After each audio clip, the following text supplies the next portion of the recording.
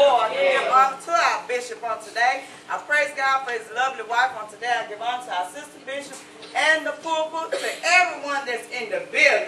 I tell you, even as I begin to think about the bishop and sister Sheila, I said, Lord, I thank you. Even as the song already been stated, how beautiful are the feet of them that bring glad tidings. I praise and I thank God for our bishop. And I just want to say unto him, just want to encourage him but the more.